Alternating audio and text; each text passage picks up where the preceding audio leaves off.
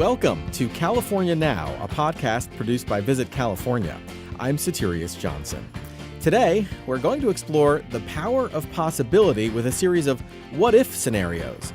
To start, what if you could eat anywhere you want in California, whether you're craving a taco in San Diego or Chiapino in the Bay Area? Food writer Troy Johnson has some suggestions. They just have these massive, delicious burgers that they create this whole salad on top of too, like tomatoes that are probably half the tomato. You need to unhinge your jaw and eat it. Next, what if you and your family could take the ultimate kid-friendly vacation anywhere in the Golden State? Writer Kelly Mickle shares family travel strategies along with a few favorite destinations. One advantage to the kids getting up at the crack of dawn is if you can get there early, you're also way more likely to end up seeing wildlife. We've seen desert tortoise, we've seen bighorn sheep, we see jackrabbits. Then, what if money was no object? Dino Michael, who heads all things luxury at Hilton, says you really ought to talk to the concierge about how to make your next stay truly memorable. That's all coming up on California Now.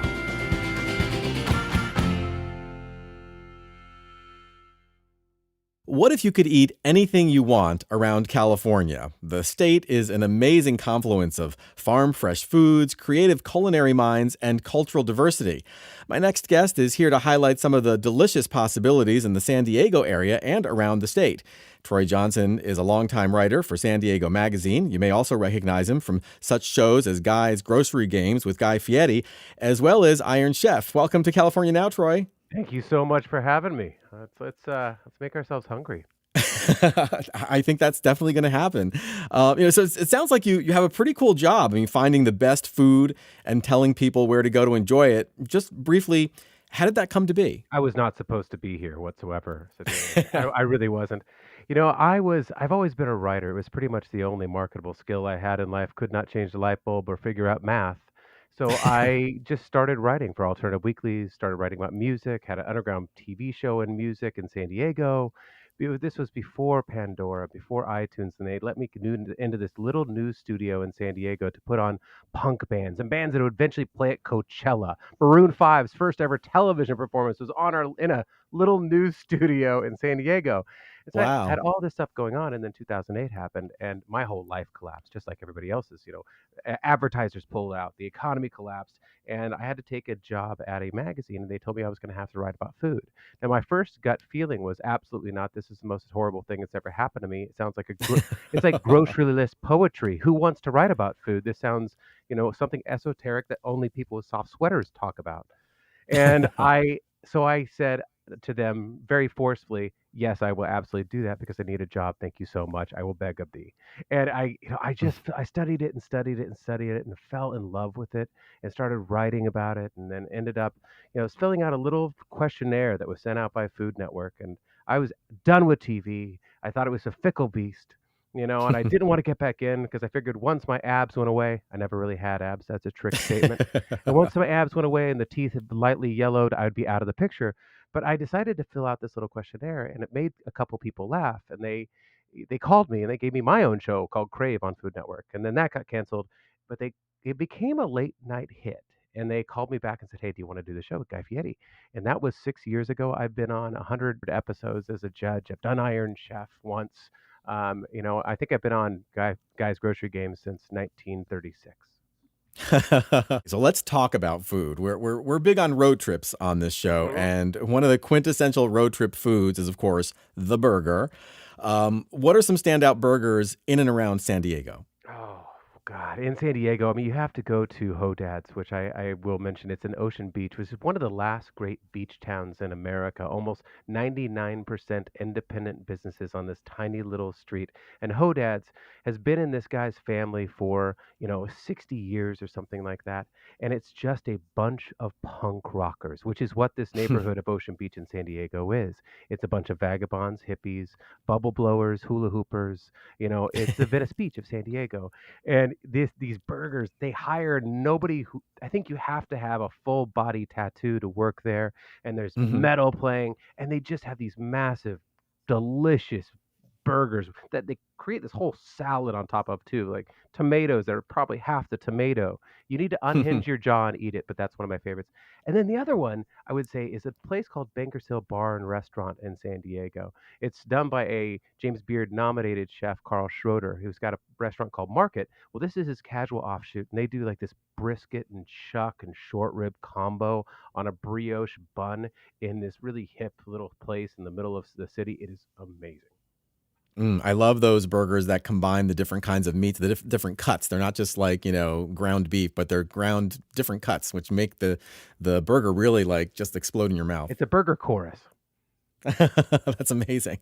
And of course, we'd be remiss to overlook In-N-Out. I mean, since a lot of people from out of state, they get here and the first thing they need to do is get that double. In-N-Out, there is a lot of talk around certain circles whether or not Shake Shack is better than In-N-Out. And, I personally don't put up with such blasphemy. I think that, if you're going to be in San Diego, you're going to be in Southern California, you have to go to In-N-Out. I don't actually think you're allowed to even sign up for gas and electric until you've gone to In-N-Out at least once. It's the classic, it's the staple. It was one of the first places in the country that decided to do it all fresh. And that's why they made their name. And it's still the same way, made exactly the same animal style, double, and they have 9,000 different secret menu items that you can unlock if you're a true die-hard fan. It is, and the line is always 765 miles long, but it somehow goes in 15 minutes. Right, exactly. Another characteristic of the San Diego food scene we can't overlook is just how much great Mexican food is available. I mean, we could probably do a whole episode just on tacos. Yeah. I just did a cover story for San Diego Magazine on some of my favorite tacos in San Diego.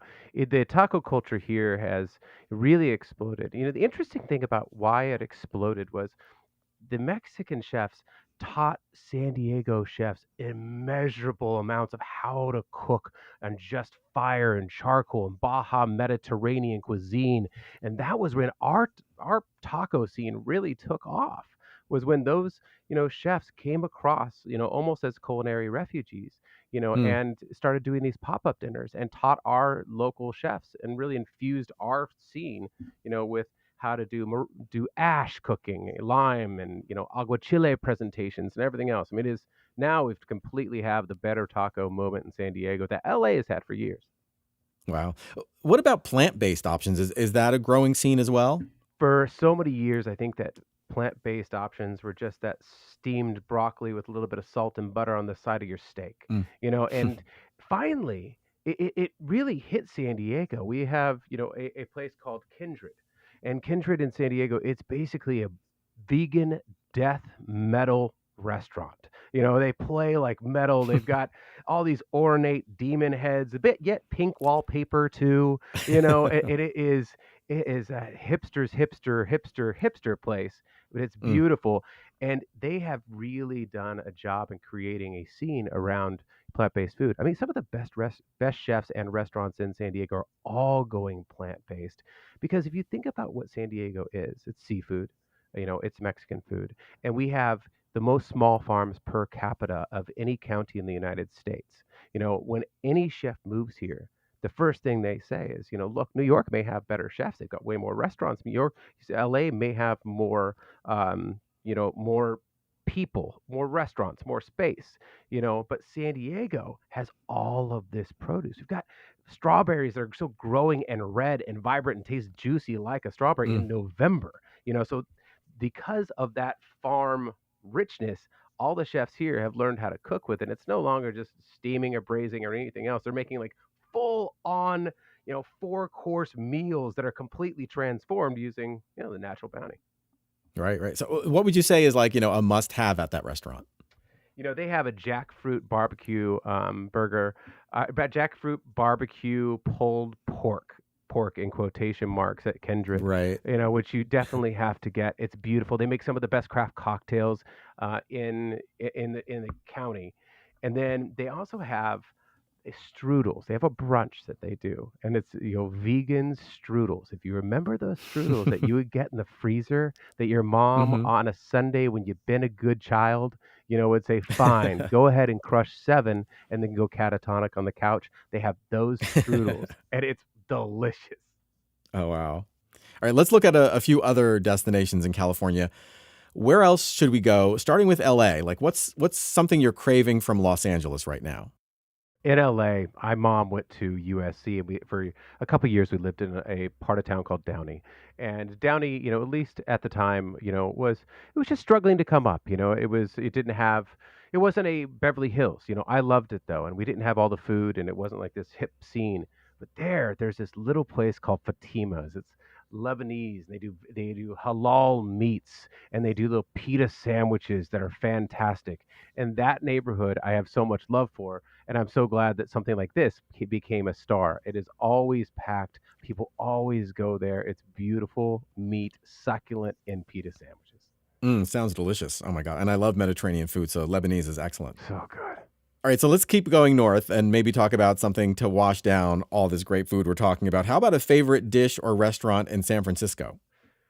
I think in San Francisco, there are two places that I would have to go. Like I have to go to foreign cinema every time. Again, this is another one that's a little bit older. It's been open for 21 years. My wife and I just went there a couple years ago when we were up filming Grocery Games, and we passed through San Francisco, and it is. Yeah, you're outdoors.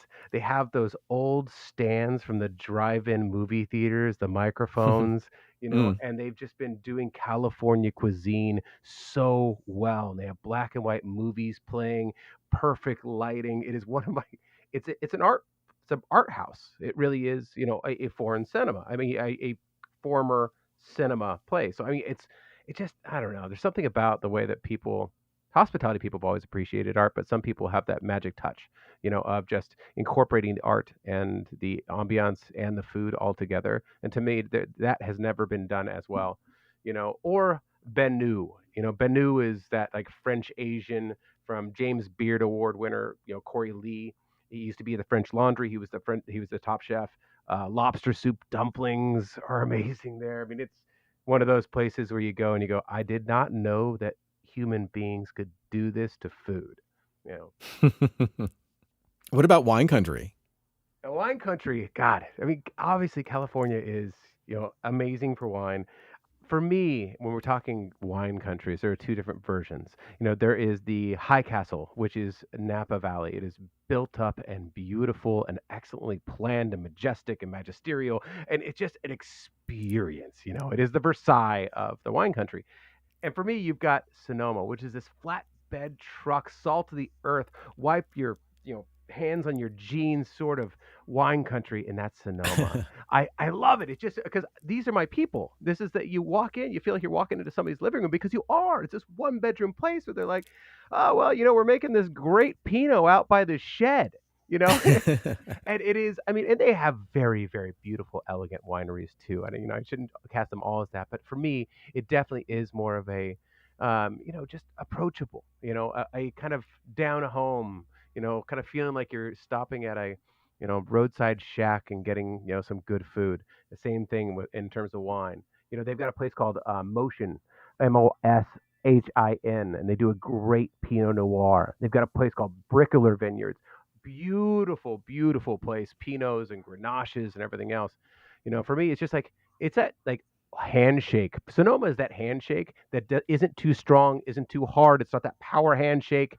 It's just a really warm, friendly shake. Mm. Wow, that's a great way to describe it. It just feels that place where you're like you walk in, you're like, wow, I don't feel like I have to do anything but be me. Oh, that's so great. Okay, so why don't we wrap up now with one more what if scenario? What if this was your last day on Earth and you had to pick your final meal? What are you going to get and why? You know what I'm going to do is I'm going to go into a little Thai restaurant called Saab E Lee in San Diego, and I am finally going to order Thai hot number 3. Anything they do, it is one of the best little places on the planet. I will get their drunken noodles with roasted duck. And finally, I will say, because I'm dying tomorrow, I think I'm ready to try Thai hot number 3 because I've tried it before and I realized that I'm just not that special grade of human being that can tolerate this sort of pain. but it is. But Saab Ely, it's just again, it's one of those are the places that I love. Those are places that Jonathan Gold, championed, Anthony Bourdain championed. Those little Hmm. holes in the wall. We have some of the best chefs in the country in California. But we have some of the best holes in the walls too. Where even though they may not have the James Beards, they may not have the Michelin stars, they are every bit as exciting and soulful and skilled cooks. You just got to know which hole to peek into. Oh my God. Troy, this has been really great. Thanks so much for joining us on California Now. Of course, of course. Thank you. Troy Johnson writes about food for San Diego Magazine. He's on Instagram at HeyTroyJohnson. His website is heytroyjohnson.com, and check out the feed over on sandiegomagazine.com. As always, we'll have links to all the places we talked about on today's episode and lots more on our website, visitcalifornia.com/podcast. This is California Now.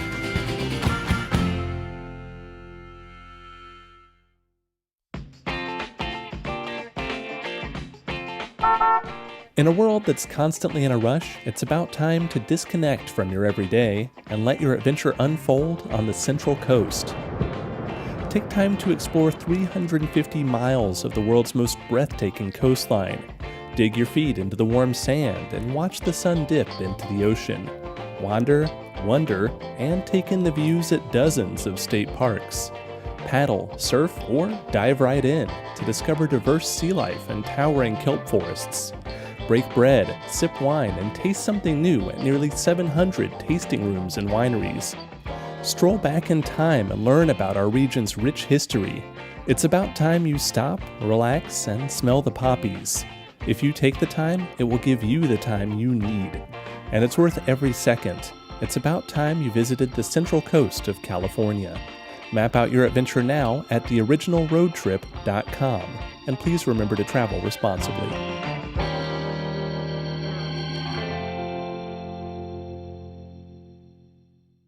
What if you and your family could take a vacation anywhere in California? Where would you go? What would you do? And how could you ensure that the adults on the trip have as much fun as the kids? Well, my next guest has a few suggestions, from trip planning strategies to adventures in the desert. Kelly Mickle is a mom and an award-winning journalist who's written for the likes of LA Confidential, Condé Nast Traveler, and Sunset. Welcome to California Now, Kelly. Thanks so much. I'm happy to be here. So you have two kids, right? I do. I have a 3-year-old daughter and a 5-year-old son. Oh, how great. And what kinds of things do they like to do? They love pretty much any time that they can be outside exploring. So we tend to take them places like the beach and the desert where they can climb on rocks and make up stories. Oh, that's really great. So, before we actually get into any specific destinations for children and for itineraries, do you have any kind of overarching tips or strategies for parents thinking about a family trip in the Golden State? Well, I think number one for any parent traveling with kids is to lower your expectations. Traveling with kids is always an adventure, and sort of being prepared for the unexpected is key.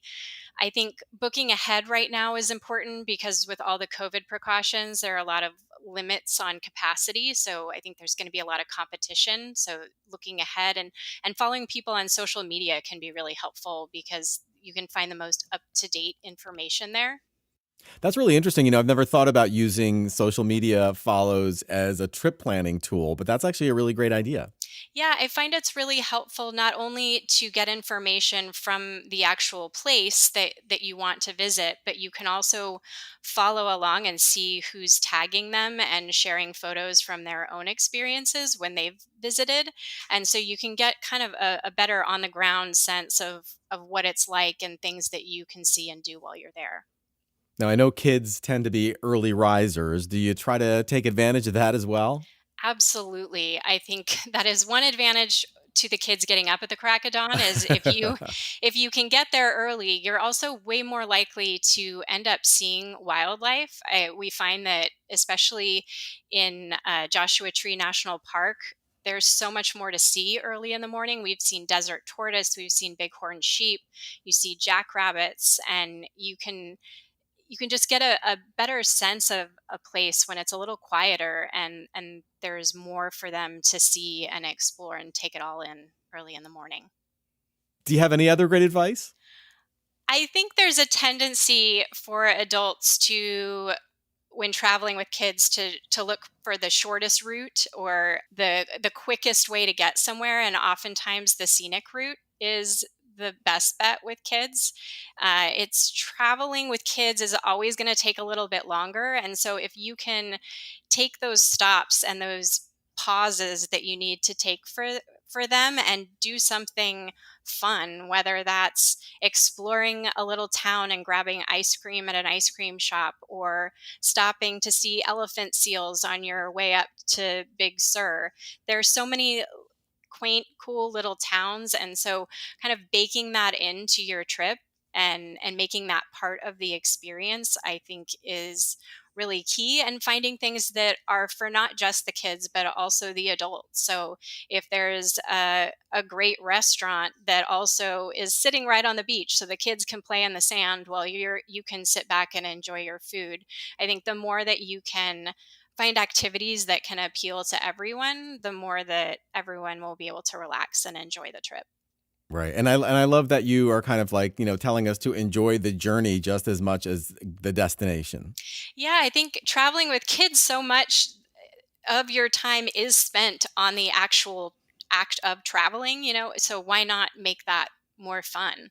So Kelly, you grew up in the surfer's paradise of San Clemente, right? So beaches I just seems like an did. ideal place for a family outing. Has that been your experience? Yes, I think because of growing up at the beach and on the water, for me, the top of any family travel list would be a beach day. And there's so many beaches in California to explore that there's kind of no limit to what you can see and do, and so many different options for families, whether you want to do stand up paddleboarding and surfing, or boogie boarding, or Duffy rides is another thing that I think is a great option for families. You can rent these little electric boats and cruise around the harbors and check out different places, which can be really fun, a fun way for the kids to explore and see sea lions and dolphin. Oh, that's really cool. And so you're actually just you're driving the boat yourself. Yeah, so I grew up in San Clemente, which is this small little surfer beach town, and just north of that is you've got Laguna Beach, which is known for its beautiful beaches, and then if you keep going north of there, you get to Newport Beach, and in this big harbor, they've got these electric Duffy boats that are available for rent, and they've got coolers, and you can cruise around and eat food. There are also docks where you can pull over and tie up and eat at different restaurants. There's a playground there right on the beach, with a giant lighthouse as part of the playground where kids can play on the beach, called Marina Playground. And they've completely renovated the Lido Village area there, that now has a bunch of boutiques and world class restaurants for adults, but also has a little boat fountain with sailboats that kids can sail around. And there's a great restaurant there called the Crab Cooker that's been around for 70 plus years. That's just gone through a big renovation that'll be reopening soon. And it's just a classic seafood restaurant, fish market. You walk in, it's got this big glass case full of fresh seafood and live crabs that the kids love to kind of peer in and look at. And all the food is served on paper plates, and it's very homey and no frills, but just fresh and delicious. Now, I know you spend a lot of time in Joshua Tree. Do you think parents looking for a family getaway should consider going to the desert? I do. It's definitely not a place that people often think of, and yet there are so many wonderful places to check out. And I think the landscape there is, for kids and adults, really is kind of otherworldly. You get out there and they're just these twisted Joshua trees that look like something out of a Dr. Seuss book. You've got these rock formations that almost look like piles of melted candle wax, like in a Mm.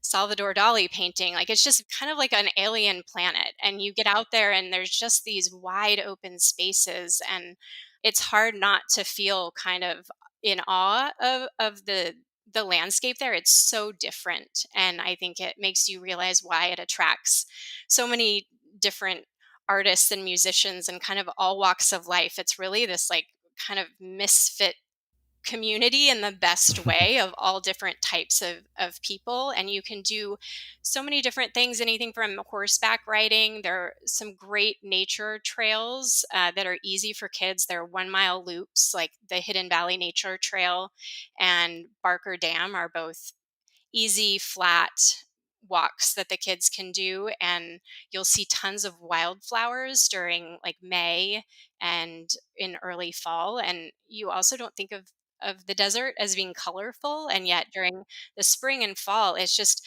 there's like blankets of yellow wildflowers. And then all the cactuses are blooming with these kind of bright, hot pink and red and yellow flowers. And it's just stunningly beautiful. So let's talk about road trips for a minute. That seems like another great way to travel as a family.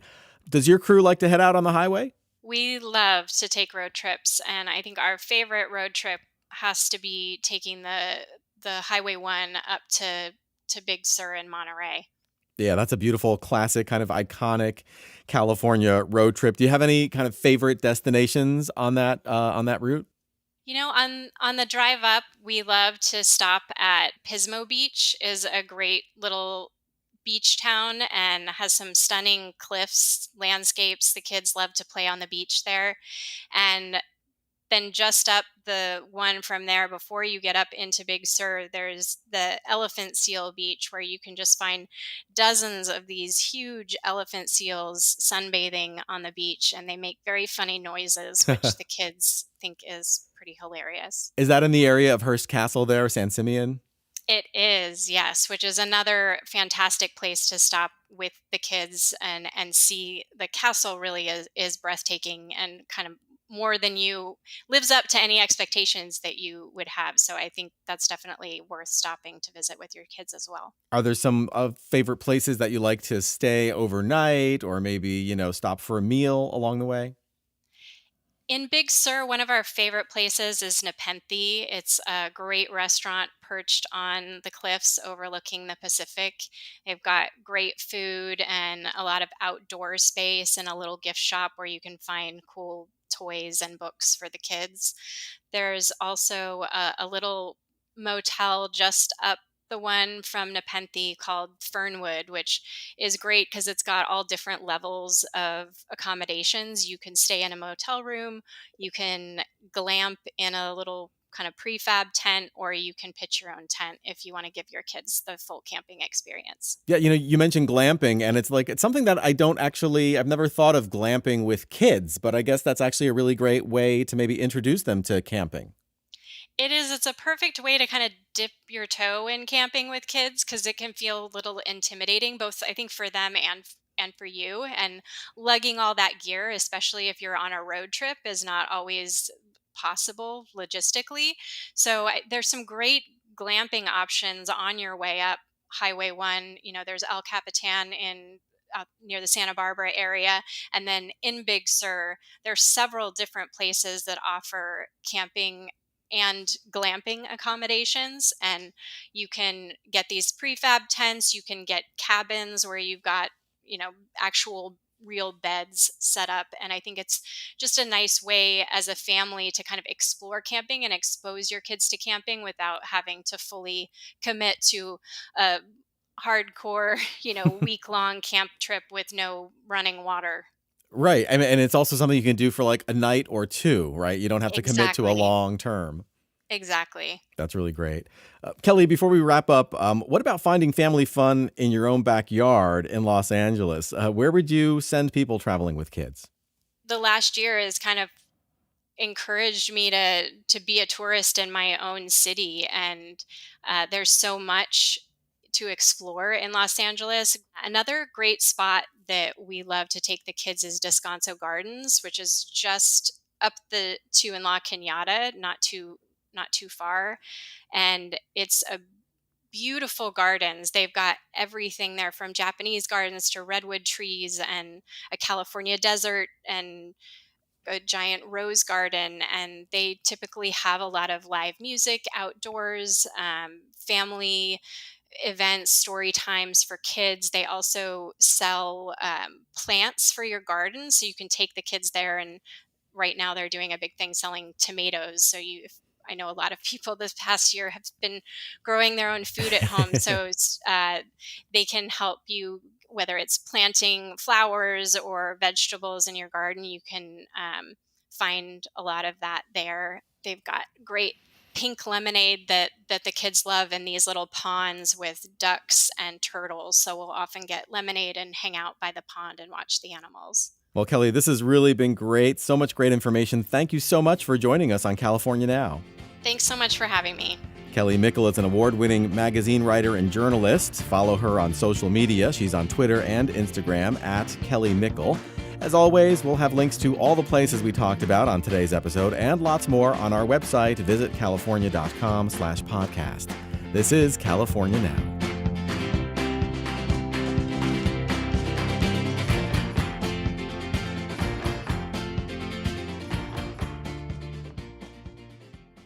Here's an exciting what-if scenario. What if you decided to go all out on a California luxury splurge?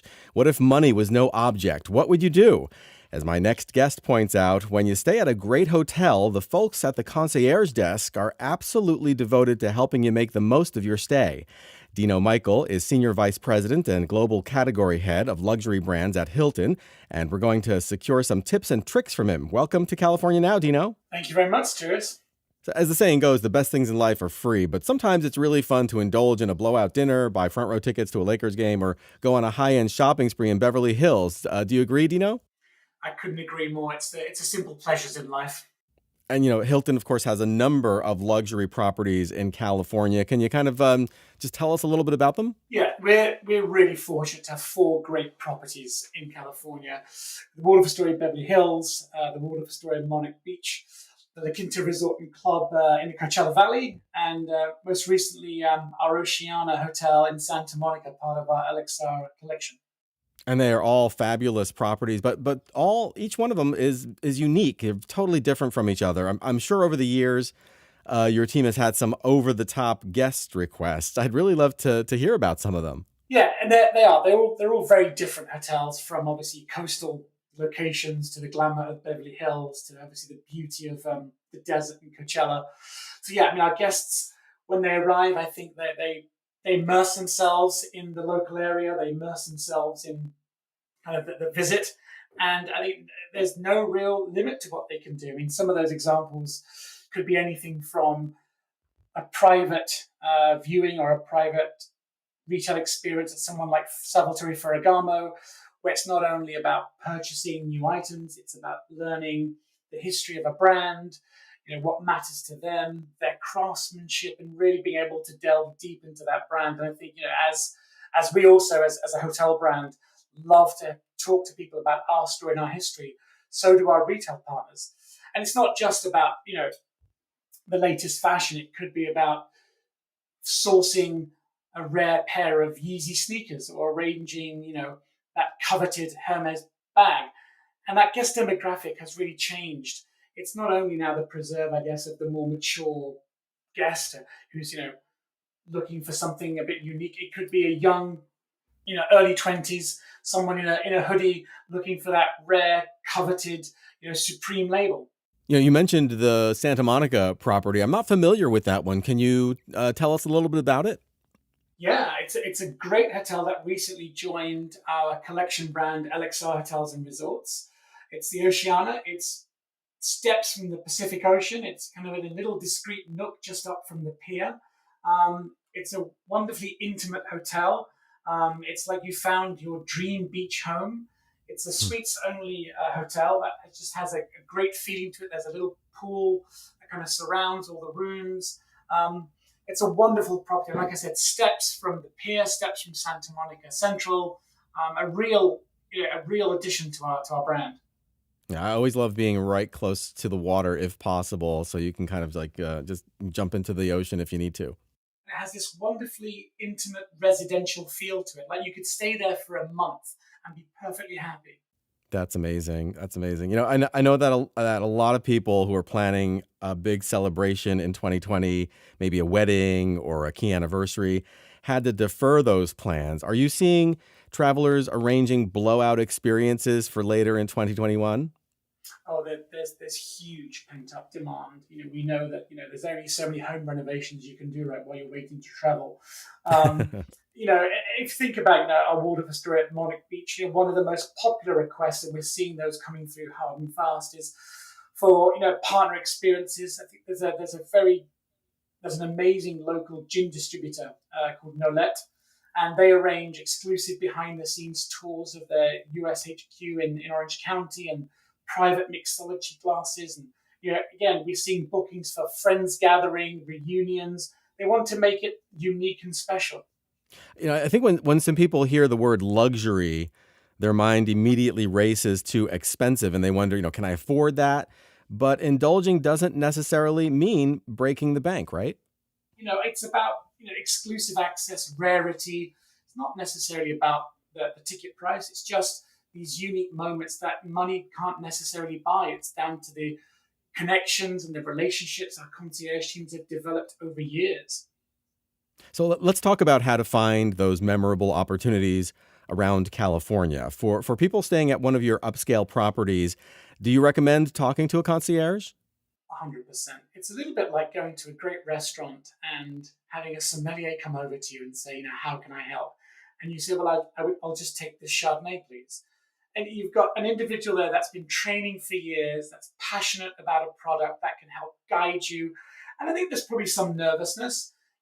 People think, well, if I go to the concierge, they're going to recommend something that's maybe out of my price point. But our concierge teams are very, very well educated, and they look for those social cues. They're very good at reading, our guests and what they want. And and I think the advice is obviously, first of all, talk to them, but secondly, let them get to know you. Explain to them what you like, what you want, what you enjoy doing. And even before you arrive at the hotel, once you make a reservation, our hotels reach out to you, our personal concierge reach out. And again, my advice is the more you tell us, the more we get to know you, the more we can do, the more we can enrich your stay, we can enrich your experience. And our concierge teams will take all of those cues. They'll look for those cues to create something unique. Again, another example, and this is personal to me, I was staying at one of our hotels in California, and typically I was with my kids, and one of my children had a brand new phone, and predictably dropped it in the pool on the first day. Oh boy. Obviously, I hadn't told him it was waterproof, so he's obviously freaking out, panicking. Runs over to the pool attendant, asks for a cup of rice. Obviously because everyone thinks you put something in a cup of rice and it dries out and magically continues working. So obviously that story, spread around the team members. And by the time we got back up to our room, there was an amenity in the room made of chocolate. And the chocolate on a tray were 4 handsets made of chocolate. And they've even gone to the trouble of, 3D printing the screen on rice paper. And one of the handsets was in a large glass of chocolate pearls. Amazing. Basically just wow. mimicking our kind of small little drama in the morning, but turning it into this fun end of day experience. And obviously my children dove into the chocolate and finished it in about 5 seconds. But the fact that the pool attendant spoke to the supervisor, who went into the kitchen and relayed the incident to the chef, who then came up with this idea to create something unique for the room when we got back up there. That's what they do. They'll take any cue to create something memorable. I mean, having the concierge there at your disposal is such an amazing resource, but a lot of people, they don't have experience with dealing with a concierge. So what do you tell people who may be intimidated by, the thought of even reaching out to one? I think just remember that at the end of the day, our concierge team are locals. They're just locals. They're really knowledgeable, passionate locals, but they live and breathe the area they're in. And again, even if you think about just the way we now interact with our guests, there's that traditional notion of you stand at a counter and you're speaking to a concierge. But if you're visiting, Waldorf Astoria Beverly Hills or Waldorf Astoria Monarch Beach, you'll sit on a sofa with our concierge, iPad in hand, and they'll talk to you, guide you, it's a very informal, detailed experience. And I think, again, the more you give to us, the more knowledge we can get from you, the better that experience will be. And don't be afraid. Like I said, they're just locals, and they've got relationships that they've been lucky to have for years. And sometimes there is that moment where no matter how much you want that table at the most exclusive restaurant, sometimes it really isn't possible. They're just full. So what you really will get from a concierge, it's not really a plan B. You get a really good alternative, just as good. And actually, in some cases, you'll uncover a secret, because obviously everybody wants to go to the hot ticket in town, the hot table in town. And again, if that's not possible, trust your concierge. They'll obviously say, okay, that's what they like. That's what they're trying to do this evening. Let's find something just as good, and I'll find that reservation for another night. And it could even be something as simple as pointing me to like the closest In-N-Out burger, right? I mean, it doesn't have to be something fancy all the time. Oh, I couldn't agree more. I mean, I get another great story. I was at La Quinta for an event we held with one of our partners, Aston Martin. And we had this event for our guests where they could, take an Aston Martin out for a drive. And again, part of this immersive experience where you get to know the car.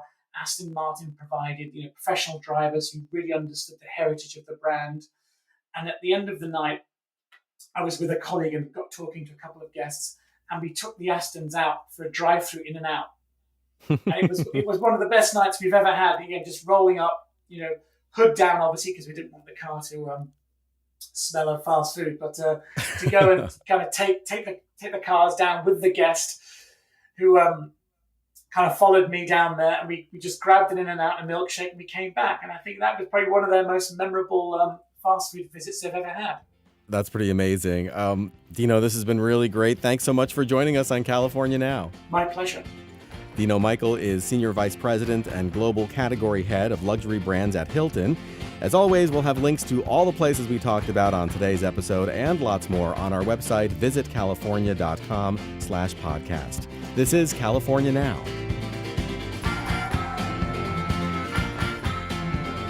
Thank you for listening to California Now. We hope you enjoyed this episode and get a chance to hit the road soon.